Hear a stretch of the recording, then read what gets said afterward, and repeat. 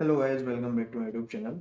So in this video we will implement the background jobs using the quartz.net, and this package is very compact and very powerful to implement the background jobs and background executions. Okay, and we can create any type of background jobs. Okay, and the thing is that the package is very lightweight and easy to write the code as well. So that's why I personally recommend to everyone, to every developer, uh, to write the background jobs using this powerful package. Okay, or personally this package is very lightweight as well, or this package is recommended by the Microsoft developers as well. Okay, so and whenever I write any kind of background jobs, so I always use this the powerful package as well. Okay, so let me tell you a very important thing, that how we can create and implement the background jobs using the quartz.net.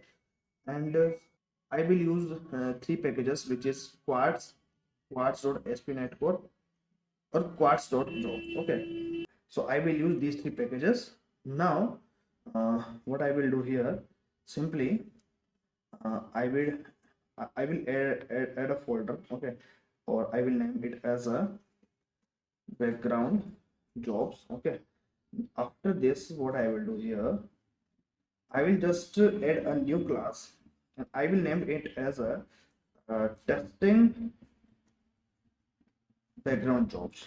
Okay, and you can name it as per a requirement as well. Okay, or I will inherit this class from the IJob interface, or I will add the implementation of this interface as well. Okay, so the implementation of the interface of IJob is public task execute, or there we are passing the IJob execution context here.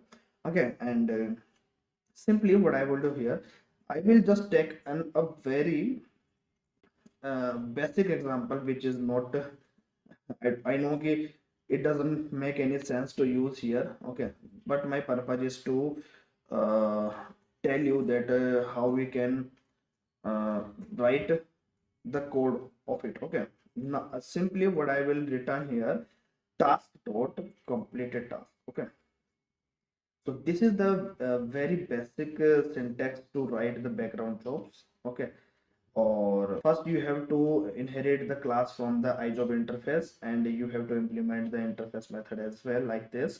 Or you can manage the interfaces, like you can create the background jobs like email scheduling, background jobs related things as well. Okay, and if you are writing, if you are calling any services, just you have to write, calling with dependency injections. Okay, so you don't need to worry about anything. Okay, after that uh, let's get start with the to write the code in the program CS. Or so simply I will just add the quad service, or what I will do here. Okay, so I have added the quad service here in the program CS. Okay, now what I will do here, I will just add job. Okay, or I will call this class, or after that, you what you have to do, simply you have to add the identity of this background jobs, that you have to tell to the compiler that what job will be executing there. Now I have to add the trigger as well. Okay, or and my copilot is suggesting me the code as well. Okay, so this code is actually uh, that code that I want to write there. Okay, or and I will use the add trigger, and job, the job name is testing background jobs. Okay, and make sure that this identity and the job should be similar.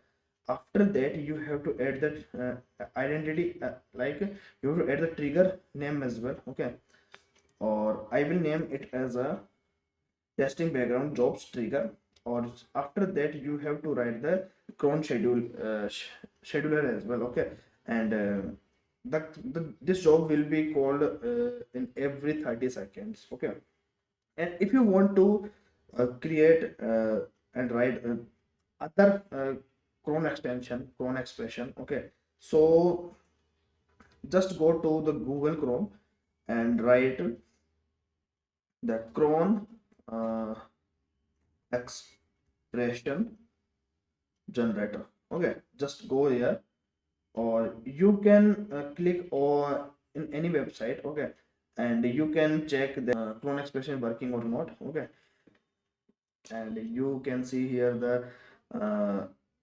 explanation of the every dot and what's the meaning of every dot in the cron expression. Okay, so in this way we can handle and we can create the background jobs. So I hope you love this session, you love this video, and if you love this video, just hit the like button and share this video to your friends or colleagues right away as well.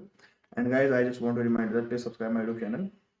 And right now I am working on my uh, website. Okay, there you can find you can found the every blogs related to the .NET or SQL. Okay, and we will manage the SQL videos there as well. Okay, so